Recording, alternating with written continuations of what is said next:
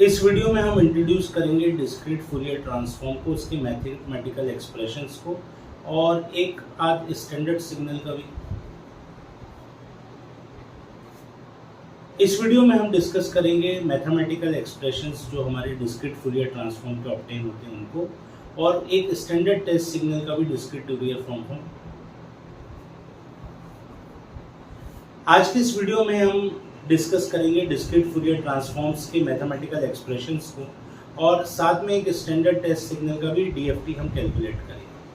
तो basically discrete Fourier transform जो है उसके मैथमेटिकल इक्वेशंस की हम बात करें तो सपोज एक एक्सएन सीक्वेंस है, इसको हम डिस्क्रीट सीक्वेंस कह सकते हैं। एक डिस्क्रीट सीक्वेंस है, जब आप इसको वैल्यूज डीएफटी लेते हैं, फूरियर ट्रांसफॉर्म लेते हैं, तो ये एक्स के ऑब्टेन होता है और इस एक्स के का जो फॉर्मूला है वो है समीशन n0 से n-1 xn e to the power minus J two pi N k upon n. अब यहाँ पे n क्या है, तो ये जो n है ये आपकी लेंथ ऑफ सीक्वेंस है, लेंथ ऑफ सीक्वेंस। अब लेंथ ऑफ सीक्वेंस से क्या मतलब है, तो सपोज आपके पास xn एक सीक्वेंस है 1 2 3 4 और यहाँ पे एरो बना हुआ है, इसका मतलब होता है स्मॉल n, मतलब इसका जो टाइम एक्सिस है स्मॉल n आपका डिस्क्रीट टाइम है। तो ये जो आपका टाइम एक्सिस है वो स्टार्ट होता है फ्रॉम n0 से।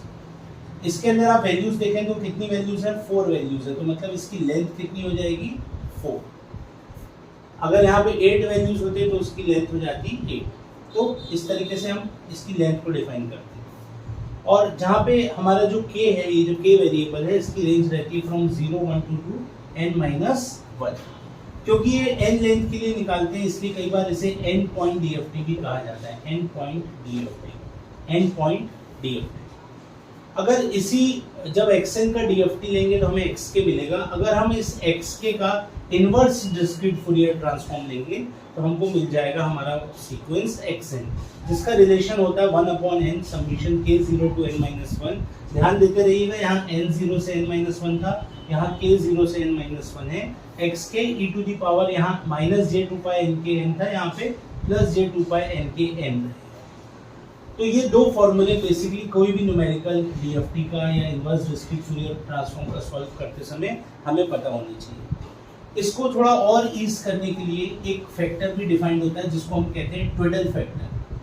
ट्विडल फैक्टर, ये ट्विडल फैक्टर की वैल्यू होती है wn से हम रिप्रेजेंट करते हैं इसको capital wn e to the power minus J two pi by n, e to the power minus J two pi by n. तो अगर इससे हम इस ट्विडल फैक्टर को यहाँ पे रिप्लेस करेंगे तो यहाँ पे e minus J two pi by n है, तो यहाँ e minus J two pi by n, इतना पोर्शन हम किससे रिप्लेस कर देंगे, हमारे wn से। तो ये हो जाएगा wn n।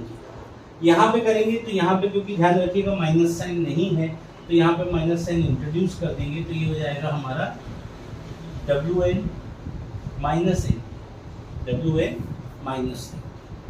तो इस तरीके से भी इन फॉर्मूलेस को लिखा जा सकता है।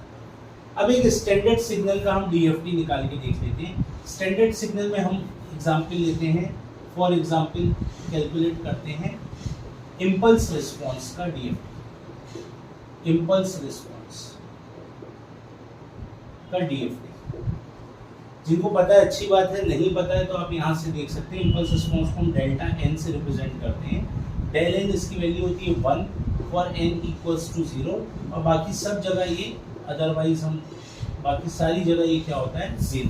अगर आप इसको प्लॉट करेंगे तो ये प्लॉट कुछ ऐसे होगा, डेल्टा एन एन एक्सिस पे जहाँ पे 0 हो वहाँ इसका मैग्नीट्यूड होगा 1, बाकी रेस्ट ऑफ दी प्लेसेस पे अदरवाइज ये क्या होगा 0। तो अगर इसके लिए हमको डीएफटी निकालना है तो xk equals to summation n equals to 0 n-1 ये यहाँ पे xn wn n के, मैं ये टोटल फैक्टर वाला ही फॉर्मूला लगा रहा हूँ, आप चाहे तो यहाँ पे एक्सपोनेंशियल वाला फॉर्मूला भी लगा सकते हैं। ये निकालना है। अब जैसे मैंने xn की जगह यहाँ पे xn की जगह पे रखा डेल n, तो हमको पता है इसकी रेंज 0 टू n-1 है, वो कोई काम की नहीं है।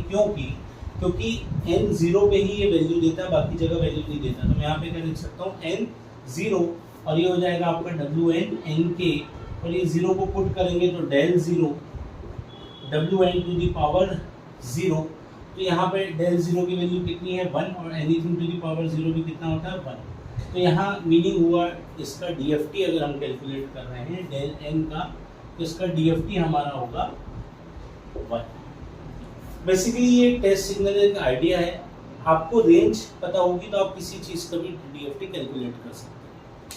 तो होपफुली आपको बेसिक इक्वेशंस इसकी समझ में आई होंगी, और अभी आने वाले वीडियोस में हम इसके न्यूमेरिकल्स भी डिस्कस करेंगे, जिसके लिए आप हमारे चैनल को सब्सक्राइब कर सकते हैं। Thank you. तो होपफुली आपको ये सारी चीज़ें समझ में आ गई होंगी। अगर इससे रिलेटेड कोई भी डाउट होता है तो आप कमेंट बॉक्स में लिख के पूछ सकते हैं, और आने वाली वीडियोस में हम इसके और न्यूमेरिकल्स भी आपसे शेयर करेंगे। Thank you.